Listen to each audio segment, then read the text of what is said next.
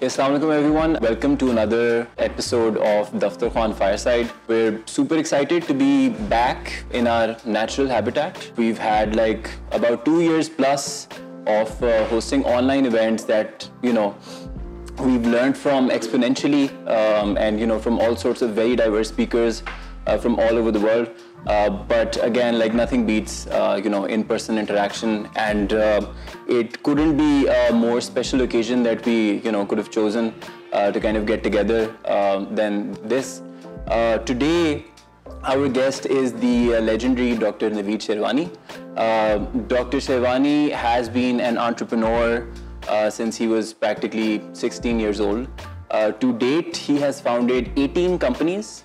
He has raised more than $1 billion in funding for his various different businesses over the last many decades. Currently, he's managing more than 5 companies that are aggregated value of more than $4.5 billion.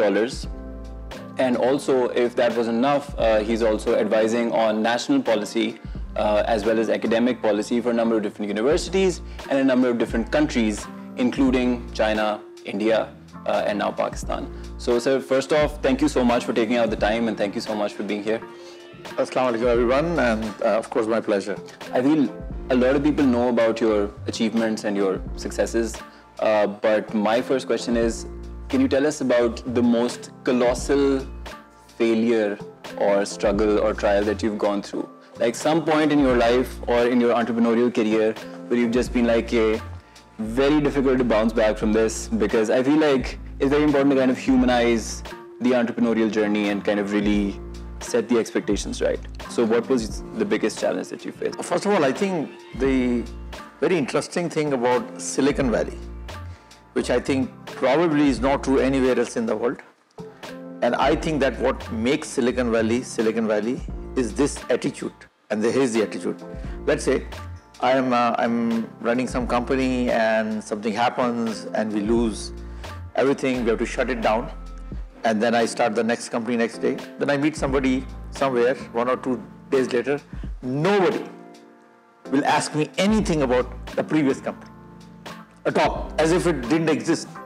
Ignore, move on. Everywhere else in the world, खासतौर पे पाकिस्तान में, मेरे पूरा खानदान मुझे 500 साल तक बताएगा तुम्हें मना किया था वो काम नहीं करना है, क्यों किया था तुमने? This is a big difference. What I felt is in Silicon Valley, as if people don't care about failure. They just move on. This ability, let me tell you, we have had phenomenal disasters. And disasters are created for many reasons. Sometimes environment changes. Sometimes you just don't have the right team. Sometimes you don't have the execution. Many reasons. So I think the biggest company that I was part of, which we had to fold up, was a solar company. And so we found a revolutionary way of making a solar cell at half the cost of what everybody can make. It was an amazing technology because it uses some kind of a plasma to slice a silicon layer, let's say up to 400 angstroms, and we could just slice it, and then as a result from a single wafer we could make 10 wafers. Because of that we could cut down. Then what happened is that Chinese started to dump solar cells at half the price. But what we were trying to do was to cut down the solar price by half, right? Now, if somebody else is using conventional technology, and thanks to state support and everything else, literally overnight what happened is that in US we had to shut down something like 14, 16 companies because Chinese were basically selling the cell at half the price. And we lost collectively $12 billion. जिसके अंदर हमारे $422 million भी थे. Wow. But the next day, I started a different company, and nobody till today asked me what happened to the $422 million. But the real question here is, like, while you were going through it personally, right? So what was the thinking process? Like, do you also adapt to the same kind of environment where, it's okay, it's fine, it's failing, 100%. whatever, yeah? 100%. And you just move forward? No, I think what the important thing is not react to failure or try to make it look nice oh, it's not failure, it is a learning experience, and that's kind of like what we don't do. It's a failure, it's okay. Failure happens all the time, it's part of life. So I think the important learning, and that is a lifestyle we adopt, is failure is part of life. See, the problem with, I think, education system, parents, teachers, friends, सबके साथ problem ये है कि वो एक आपको false expectation देते हैं. For example, I call it Newton's law of success and failure. Here is how it works. I mean, if you're interested, please. So let's say you're an engineer, you're trained as an engineer. You learn something that if you apply force, thing moves, right? Newton's law. So if you were to apply force 10 times, it should move 10 times. But in reality, that doesn't happen, right? So as an engineer, you were trained like that. Let's say you are a salesperson. A salesperson will try it, let's say 100 times, and it only might move 10 times. 90 times of the 100, you will not be able to do the sale. How do you refer to those 90 times when you tried everything you could, but you didn't sell? Is that a failure? No, that's part of the sales process, which means in order to sell 10, you must go through this 90. It takes many people very difficult mindset to understand that if you want to be an entrepreneur, what we call as a failure is that experience. There is no entrepreneur that I know of which did not have a lot of failures on the way.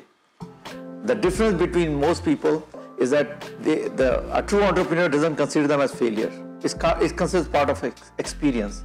Other people consider that as a failure because they're thinking like an engineer. They apply the force, they expect the thing to move. I don't expect that. I expect things to fail because that's part of how life works. So I think this is the key thing I have learned, that unless you have that attitude, you should not be an entrepreneur. If you become an entrepreneur, आपने कोई company start की और आपके great expectation ये है कि पहली दफा में पता नहीं कोई $1 billion की company बन जाएगी, you're not an entrepreneur. Entrepreneur actually takes failure as part of life, embraces it, and moves forward with that. And I think that's a very big cultural adaptation you have to make. And there's cultural, not just in terms of like location specific, that's entrepreneurial, right? Like across the board, cuts across. But so ये बताएं कि like, so you have a lot of peers, obviously, a lot of people moved back in the 80s and the 70s to the Silicon Valley as well, and a lot of really great names as well. But I mean, the list of achievements that you have, and so early on, like you wrote the book on chip design when you were 29, 30. And you've been advising countries and you've been advising universities and all of that. Like, do you process the gravity of the work that you're doing, or you just kind of keep moving on? I think everything that I've tried to do in my life was an accident. The first business I started was an accident. First great opportunity was an accident. I wrote the book because it was an accident. These are all accidents actually. The first business I started, I was standing in a line trying to pay my fee at NED. NED is a university in Karachi. It used to be a great university at one time. Actually, it used to be a #1 university in 1970s when I went there. So I noticed there are some people protesting outside the university because I'm standing at a registrar's office, and behind that they're doing some hangama, saying they did not get admission because there is a quota system.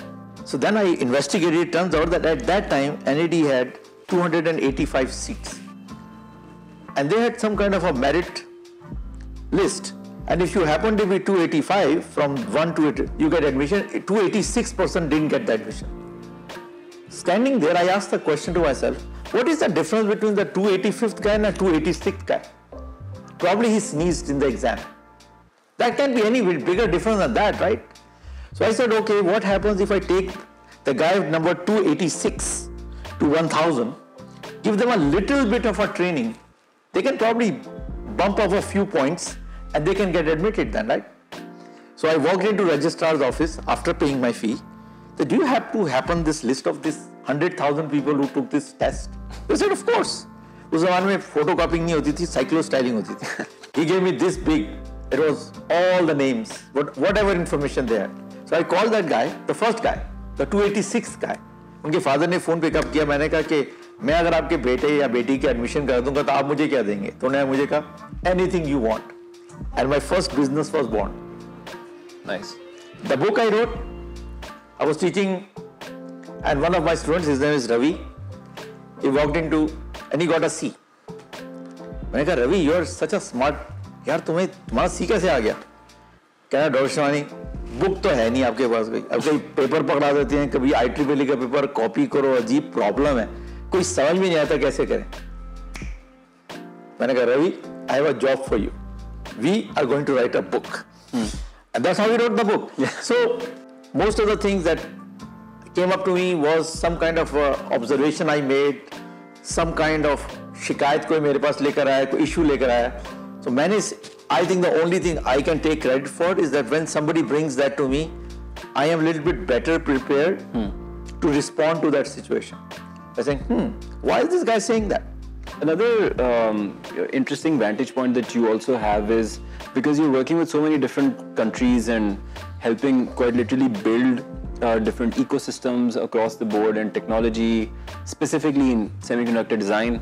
I recently caught another conversation you were having where you mentioned that Pakistan, for example, at the moment is not so well equipped to manufacture chips because the ecosystem isn't there.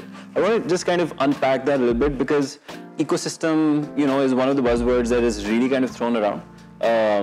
Lekin what is that really? What does it mean? And how do you view the startup and the tech ecosystem right now? Because I think like some of us think that we're killing it, but are we killing it? And what stage are we at? And like how do we kill it? Probably overall tech ecosystem, I cannot make any comment because my field is fairly narrow in semiconductors. Every 70, 100 years, some commodity gets into the focus. Then there are countries and people who have it, and there are countries and people who don't have it. Semiconductors right now have a great situation that they are fast becoming that. The countries which have it can literally shut down the countries which don't have it. If you think about your life, everything that is your life actually runs on semiconductors. So this is a favorite example I give to different countries have different examples. So every nation has something they're proud of, right? So you pick that example. So in Pakistan, let's pick an example of JF-17, that aircraft that Pakistan makes in collaboration with Chinese. If, let's say, the countries which make chips tell us tomorrow morning, we will not let you have any chips, there would be no JF-17, period. Not only that we cannot make it, even China would not be able to make it because even China does not make the chips which go into the guidance system, flight control and all the other kind of systems that we have inside of JF-17. So if you look at every aspect of your life, be it education, banking, communication, defense, anything, it all needs some kind of semiconductors. So if nations who make semiconductors decide to make your life very miserable, they can just simply deny you access to semiconductors and you can come to a grinding halt. This is a situation that China faces today. The worldwide consumption of semiconductors would be about $1 trillion in about 4 years. $500 billion will be consumed by China. Majority of it, today about 90% of that comes from outside of China, which means of everything that China consumes, 90% of chips must come from outside of China. Now, if those 5-6 nations, they are a very small list actually, form a club and decide we will not sell these chips to China, I can guarantee you China will come to a grinding halt within a month because you run out of, can't make cars, can't make a microwave, can't make a toaster. Look at Turkey. Turkey participated in a war between Azerbaijan and Armenia. Azerbaijan won that war in a matter of 2 days. In our modern warfare, this is the fastest victory of any particular army. That war was predominantly won by drones. A week later, Turkey has been put under embargo. Turkey can no longer import any chips. Well, Certainly they cannot make any drones. Turkey is one of the largest producers of white goods. They make refrigerators, microwave ovens, washing machines. All of them need some kind of chips, right? So the issue of semiconductor and chips is an issue of sovereignty of nations.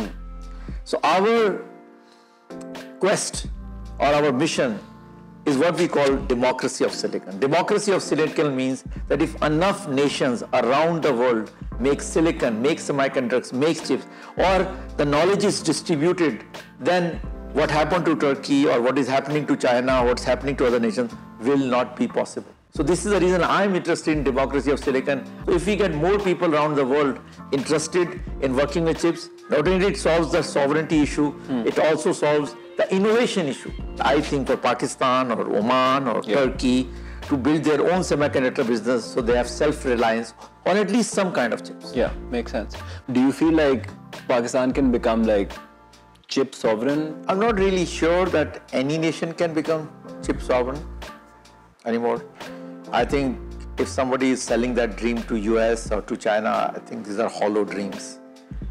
Semiconductor business is very diverse and it needs materials that come from many. For example, we use cobalt, we use titanium, tantalum.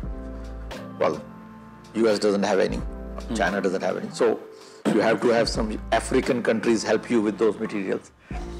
So I think from our material point of view or many other point of view, it's a very global business. But many nations can do a lot of it by themselves. In US, I think about 20 years ago, we were doing most of it inside of US until it became cost prohibitive and started moving to Taiwan. Design moved to India and Vietnam and other places and to Korea, South Korea. I think from Pakistan point of view, I don't think Pakistan needs to become self-sufficient. Neither does China actually, or Turkey. I think what you need to become is to have enough cards that you can sit on the table. Let's say you don't make all the kind of chips, but you make some kind of chips. Or you have some expertise that you could trade. If somebody says, well, I will deny you this chip, then you can say, all right, you deny me that chip, well then I have that. So it's a bargaining chip, pun intended. Yes. Basically. Yes, I think it's a bargaining chip. But I think you think in a different way. It's a $1 trillion business. Yeah. Pakistan is what, 6th largest country in the world. Can we afford not to participate in a $1 trillion economy? No, that's number one. 2, sovereign issue. 3, we have an unemployment problem. If we can somehow find employment for 100,000 smart kids that we have a lot of smart kids. The question is they are not skilled.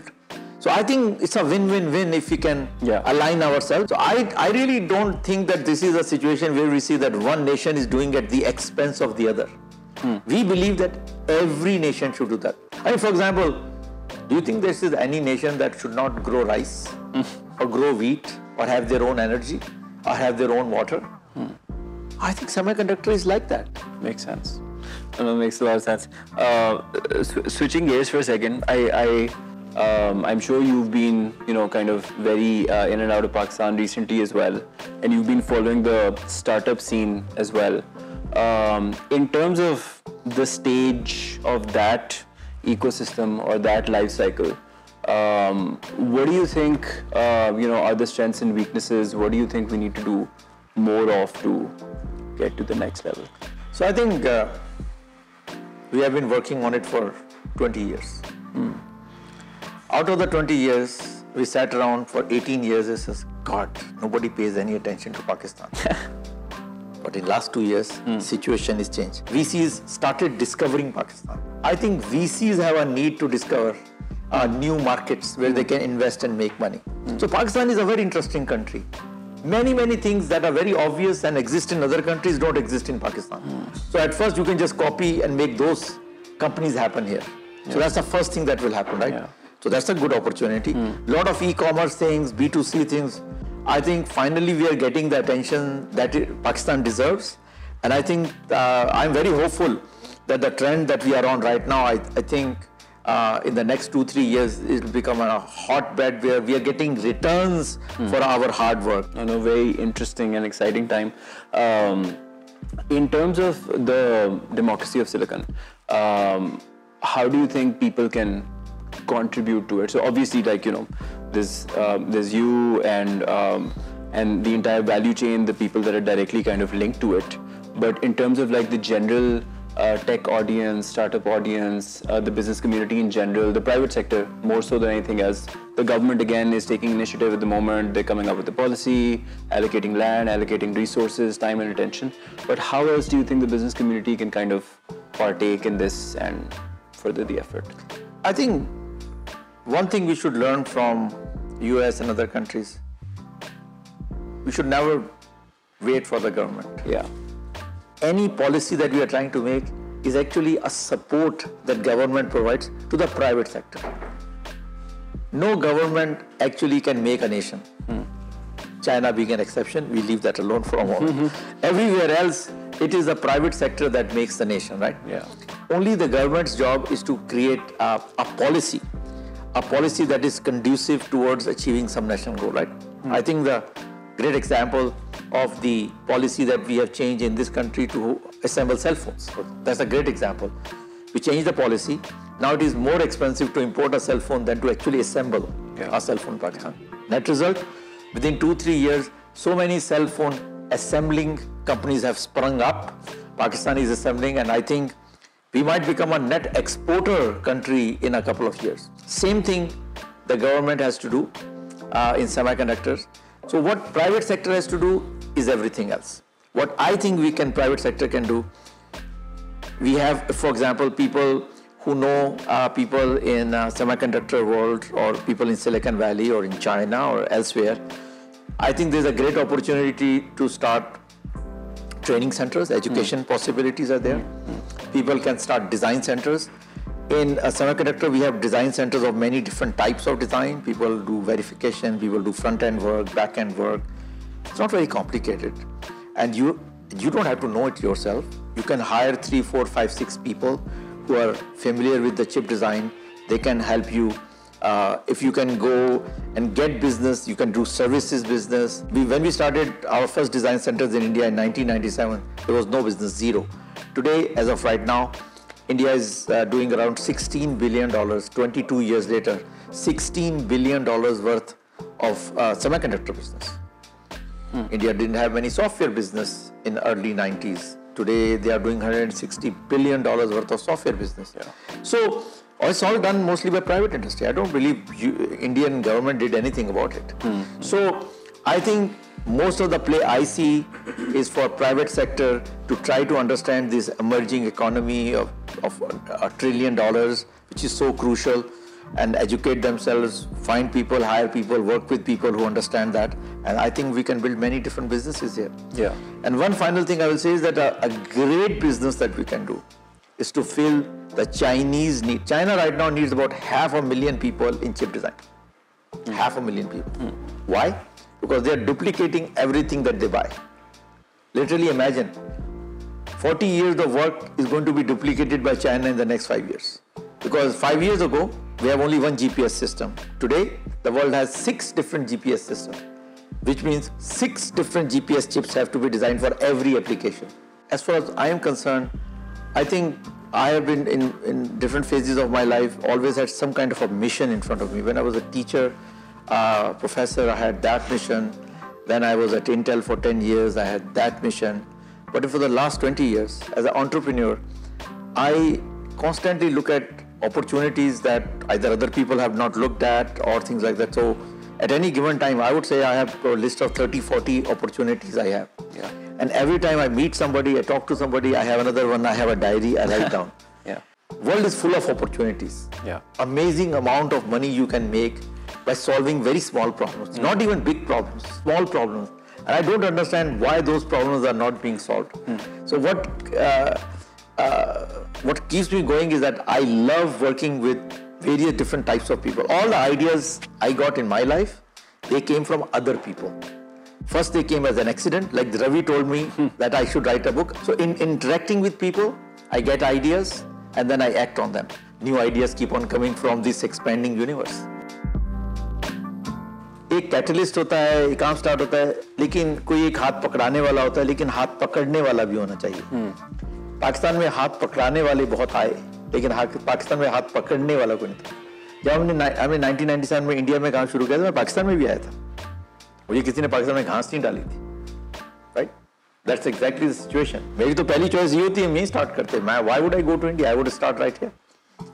Eight that time मैं Intel के लिए start किया था, तो मेरे जो Intel के Indian colleagues थे वो मुझे ये कहते थे, Naveed, we can not do this work in India. Indian colleagues used to tell me that, but I believe we could, and I now believe we can do it in Pakistan, and now I believe we can do, because systems have become easier, tools have become easier, the work has been divided into smaller pieces, they're smaller chunks, and as a result, it is not as complicated as it used to be in 80s and 90s. Right now, I think everything in the world is one way or the other being held back because of lack of chip shortages, from cars to white goods and things like that. Shipping, logistics, हर चीज के अंदर chips की कमी है, and I think this is likely to continue for 3-4 years because a lot of people are building capacity, but it will take few years. But after that, I think because of this breakdown of the entire global economy, because of what I was talking about trade wars, I think chip की demand हर country में अपनी रहेगी।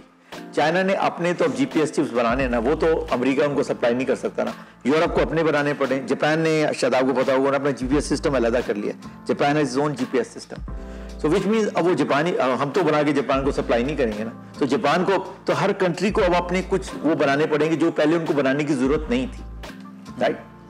तो अब देखिए India ने क्या किया, इंडिया ने $11 बिलियन इन्वेस्ट करके अपना इकोसिस्टम बिल्ड करने की कोशिश कर रहे हैं, because they have sort of woken up to this whole situation. Maybe every 3 people who said something negative, there was a person who said positive. For example, मैंने जब बिजनेस स्टार्ट किया तो मैं अपने घर आया तो मैंने अपने वालिद साहब को कहा कि मैं एक इस किस्म का एक सेंटर बनाना चाहता हूँ जिसके अंदर हम लोगों को बताएंगे कि वो अपने जब इंटर का एग्जाम या एनईडी का एग्जाम देते हैं तो उसमें अच्छे एग्जाम्स कैसे पास कर सकते हैं। तो मेरे फादर ने पहले मुझे पूछा, ये आपके करने की क्या जरूरत है, आपको पैसों की जरूरत है? मैंने कहा नहीं। तो कहेंगे मैं आपको पैसे देता हूँ, आपकी ट्यूशन नहीं है आपके पास? मैंने कहा है। तो आपको ये करने की जरूरत क्या है, ठीक है ना? तो फिर उन्होंने कहा अच्छा अगर आप ये करेंगे तो आपके ग्रेड्स खराब हो जाएंगे, ठीक है, तो उसका कौन जिम्मेदार है? तो हमने 2 पैसे तो कमा लिए, लेकिन हो सकता है आप एनईडी में फेल हो जाएं, इसका कितने आपको नफलों का सवाब पड़ गया, ठीक है। तो अभी मैं ये बात कर रहा था, हमारे एक नेबर हैं जनाब सदीकी साहब, तो वो साथ बैठे हुए थे, कहेंगे शेरवानी साहब क्यों आप अपने बेटे को तंग करते हैं, करने दें उसको, कर रहा है वो, हम ऐसे करते हैं एग्रीमेंट कर लेते हैं इसके साथ। आइडिया क्या एग्रीमेंट है, क्या आपकी शरायत है? मेरे फादर ने कहा जी जो भी आप कमाएंगे ना इसी से, वो हमारे घर में नहीं आ सकता। मैं नहीं चाहता कि आप घर में अपनी बहनों पे और अपने भाइयों पे एहसान जताएं जी मैंने 2 पैसे कमाना शुरू कर दिए। Agreement sign. मैंने कहा कि मेरी कोचिंग सेंटर से कोई भी पैसा घर नहीं आएगा, एग्रीड। सेकंड, मेरे फादर ने शर्त लगाई कि भाई आपके ग्रेड्स कम नहीं हो सकते, अगर आपके ग्रेड कम हो गए तो ये सेंटर उस दिन बंद कर दिया जाएगा। तो आइडिया मेरा ये था कि रेजिलियंस ऐसी आई कि किसी और आदमी ने आइडिया कि जो भी उनकी शर्तें हैं, जो उनकी ऑब्जेक्शंस हैं, let's write that in a contract. I signed a contract with my father, I will not do these 3 things. The day this happens, you can shut down my business. But that put a lot of pressure on me. I had to maintain my grades. I was sort of a gold medalist. I had a number 1, 2 position. So I had to maintain my number 1, 2 and run my business. So I was already trying to figure out that resilience even in Pakistan. But when I arrived in US, I found out that this was not true in Nebraska where I did my PhD, but it was really true in Silicon Valley. And I think it probably got started because they had a gold rush which created this mindset. Okay, everything is here and now what is in front of you. It doesn't really matter what you did in the past. So I think that spirit still lives on in California. And it's very interesting, when we were speaking earlier, so you mentioned something like you have a tendency to go to the worst case scenario immediately, and plan for that. Yes. Right? Like what's the worst that could happen? Up day 1 to figure out and you actually write it down and maybe it's not that bad.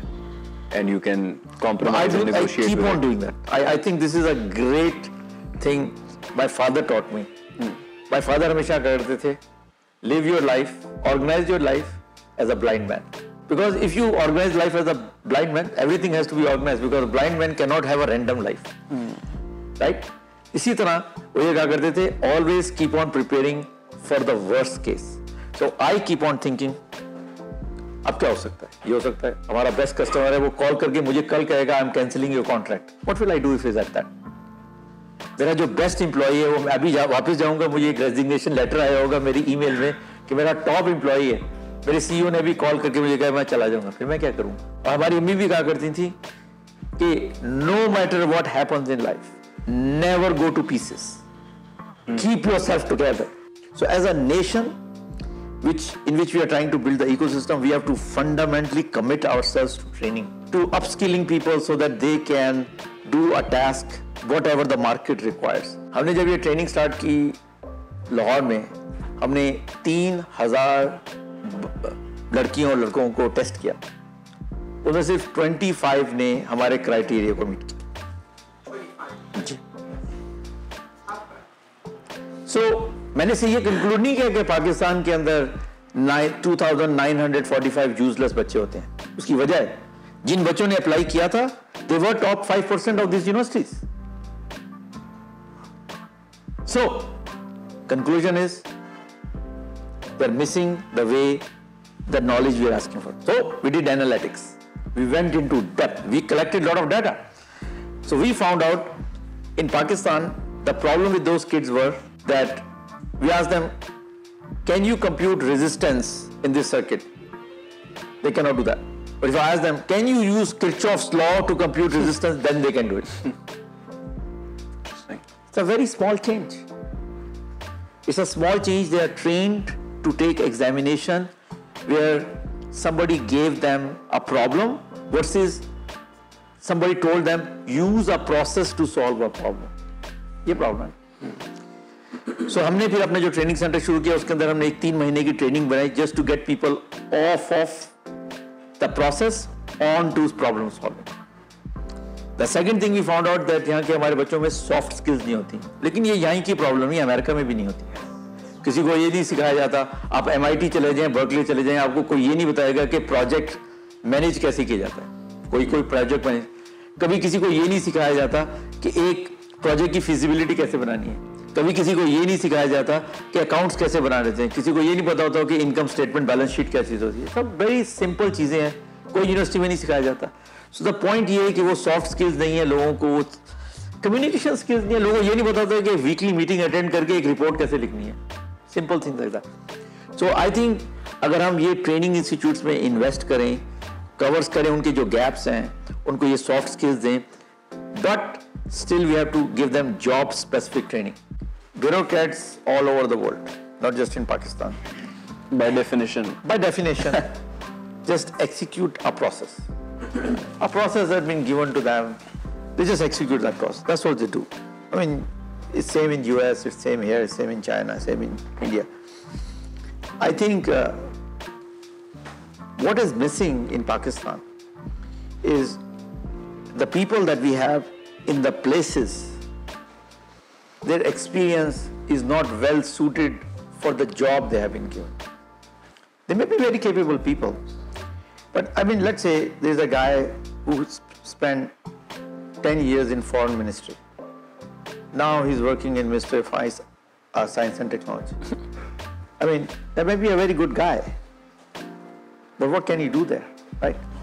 One thing that is different about China than the rest of the world, by margin of 1,000 times, the bureaucrats in China are so capable. They would typically know more about the subject than you do.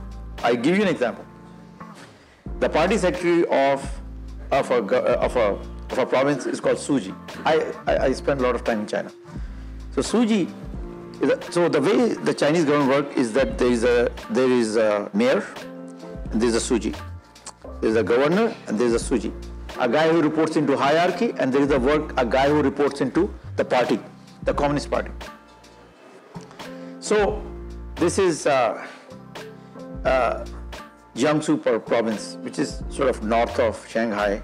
Nanjing is the capital of that. So I went there to give a talk about RISC-V. I used to CEO of a company which was taking this new technology called RISC-V all over the world.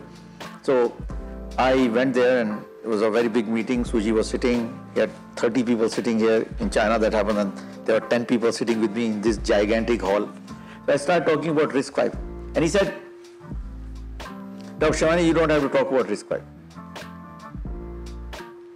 Because I knew you were coming. I learned enough about RISC-V that I gave a lecture to my staff about RISC-V. Even they know everything about RISC-V now, what we need to know. Let's talk about what we have to do. I've never met a bureaucrat anywhere in the world which can do something like that. You see? This is a reason why in China the discussion moves much farther, is because this is their commitment. This is most people don't know about China, is that most of their governors have PhDs from MIT. They have an MBA from Columbia. Sometimes they have 2 PhDs. You are overwhelmed by their qualification. Many of them have worked in many corporations. That's what they're required to do. If you look at any of their leaders, they have enormous experience running a small company, running a big company, worked in an embassy somewhere, worked as a bureaucrat, worked in a hospital, worked in a village. They do this on purpose. I believe in Pakistan, in India, in US, we don't do that. As a result, you have that frustrating experience. You'll probably have the same experience in India. So I think this is the very nature of bureaucracy, that what you experience here. I don't get frustrated by bureaucracy. I take the following approach. Every system has its own internal resistance. As an entrepreneur, I compute the resistive component. Using Kirchhoff's law? Using Kirchhoff's law. Yeah. And then I define that as my part of process. अगर मैं Pakistan government के साथ काम कर रहा हूँ, compared to Chinese government, if I spend 10 units of effort in China, I will spend 100 units of effort in Pakistan. But to me, it would be equal. Because the cost of working in Pakistan is 100 units compared to 10 units in China. But if you cannot spend 10 years in doing what you have to do in Pakistan, then you shouldn't work in Pakistan. Because that is the cost of working in Pakistan. Do not ask Pakistan to become China. Because Pakistan is not China. I think on that beautiful note, let's wrap up for food. But thank you so much, sir. Thank you all very much for joining us for this session today. For more of such content, for fantastic conversations with really brilliant people, follow us on YouTube or follow any of our social media accounts and stay tuned for more.